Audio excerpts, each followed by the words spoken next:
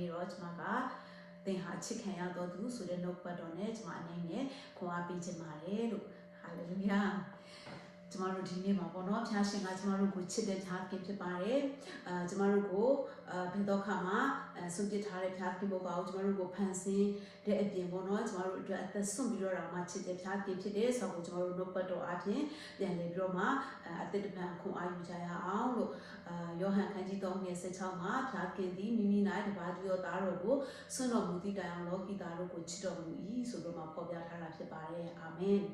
အဲဆိုကျွန်တော်တို့ရဲ့အောက်ဆီဂျင်အသက်တာတည်တည်ထဲမှာပေါ့နော်ဖျားရှင်ကကျမတို့ကိုသူ့မှာရှိတဲ့သားတော်တပါးသူတော်သားတော်ကိုတော့မှစွန့်တဲ့အထိတော့မှကျမတို့လောကီသားလို့ပြောတဲ့အခါမှာသင်နဲ့ကျွန်တော်လောကမှာအသက်ရှင်ကြတဲ့သူတွေအရောက်တိုင်းကိုပြောတာဖြစ်တယ်ဟာလေလုယာဘာသာတရားနဲ့မဆိုင်ပါဘူးလူတိုင်းအသက်ရှင်သောနှာခေါင်းနဲ့အသက်ရှူသောလူတိုင်းပေါ့နော်လူတိုင်းအတွက်ဖျားခင်ကသခင်ယေရှုခရစ်တော်ကိုကျမတို့ကိုပေးသည့်တိုင်အောင်တော့မှပဲချစ်တဲ့ဖျားခင်ဖြစ်တဲ့ဆိုတော့ဒီနှုတ်ကပတ်တော်ကနေပြီးတော့ဖော်ပြထားတာဖြစ်ပါတယ်ပြီးတဲ့အခါမှာယောမခန်းကြီး9:8မှာလည်းပြောထားတယ်ဆိုရင်ငါတို့ဒီပြည့်ရှိစဉ်ပင်ခရစ်တော်ဒီငါတို့အတွက်ကြောင့်သေခံတော်မူသည်ဖြစ်၍ဖျားသခင်ဒီငါတို့ကိုဘယ်ညာလောက်ချစ်တော်မူသည်ကိုငါတို့အားထင်ရှားစွာပြတော်မူ၏အာမင်ဟာလေလုယာဘာလဲဆိုလို့ရှိရင်ဒီနှုတ်ပတ်တော်ထဲမှာကျမတို့ကိုဖျားသခင်ကအပြစ်ရှိတဲ့အချိန်မှာတောင်မှပဲချစ်တဲ့ဖျားသခင်ဖြစ်တယ်ကျတို့ကထင်တယ်ပေါ့နော်ကျမတို့အပြစ်မလုံးမသာလေဖျားခင်ကကျမတို့ကိုချစ်မယ်လို့ထင်တာဖြစ်တယ်ဒါပေမဲ့ကျမတို့ကသူ့ရဲ့သားသမီးတွေသူဖန်ဆင်းတဲ့သားသမီးတွေဖြစ်တဲ့အတွက်ကြောင့်ကျမတို့အပြစ်ရှိတဲ့အချိန်မှာပင်လေဒါမှပဲဖျားခင်ကကျမတို့ကိုချစ်ပြီးတော့မှသူ့ရဲ့သားတော်ကိုတော့မှစွန့်ပြီးတော့မှပေးခဲ့တဲ့ဖျားခင်ဖြစ်တယ်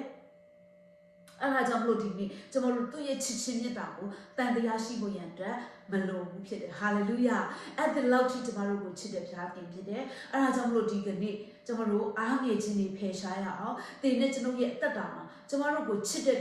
သူတယောက်ရှိတယ်ဘယ်သူမှကိုယ့်ကိုမချစ်ရင်တချို့တွေဆိုရင်မိဘတွေကမိဘတွေရဲ့ချစ်ချင်းမြတ်တာကိုမရတဲ့သူမခံစားရတဲ့သူတွေရှိတယ်ညီကိုမောင်နှမတွေရဲ့ချစ်ချင်းမြတ်တာတွေကိုမခံစားရတဲ့သူတွေရှိတယ်ဘေးပတ်ဝန်းကျင်ပေါ့နော်တွေ့တဲ့သူတွေတိုင်းကသူတို့ပေါ်မှာမကောင်းဘူးလို့ခံစားတဲ့သူတွေရှိကောင်းရှိမှာဖြစ်တယ်ဒီနေ့ဒီစိတ်တရားရနေကြတော့သူတွေလည်းရှိကောင်းရှိမှာဖြစ်တယ်ဒါပေမဲ့ဒီကနေ့အတိတ်တပံကျွန်မခွန်အားပေးချင်တာကဘာဖြစ်လို့လဲဆိုရင်အရောက်စီတိုင်းကိုဘုရားသခင်ကချစ်တာဖြစ်တယ်အဲ့ဒါကြောင့်မလို့သူ့ရဲ့အချစ်ကိုကျွန်တော်တို့လက်ခံဖို့ပဲဖြစ်တယ်သင်သူ့ကိုတိတဲ့အချိန်ကတိတော်၎င်းမတိတော်၎င်းယေရှုခရစ်တော်ကသင်ကိုမွေးကလေးကနေပြီးတော့မှတိပြီးတော့မှအမြဲတမ်းသင်အတွက်သင်မမွေးဖွားခင်ကလေးကသင်ကိုခွင့်လွှတ်ဖို့ရန်အတွက်အစဉ်ရှိတဲ့ဘုရားခင်ဖြစ်တယ်သင်ကိုချစ်တဲ့ဘုရားခင်ဖြစ်တယ်သင်အတွက်ပေါ့နော်သူ့မှာရှိတဲ့တပါးသူရောသားတော်ကိုတော်မှပဲစွန့်ပြီးတော့မှအနစ်နာခံပြီးတော့မှပေးဆက်ခဲ့တဲ့ဘုရားခင်ဖြစ်ပါတယ်လို့အဲ့ဒါကြောင့်ဒီကနေ့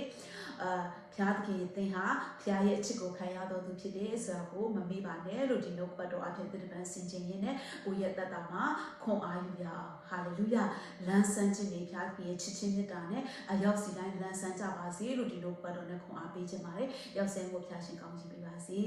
ယေရှုတင်ပါတယ်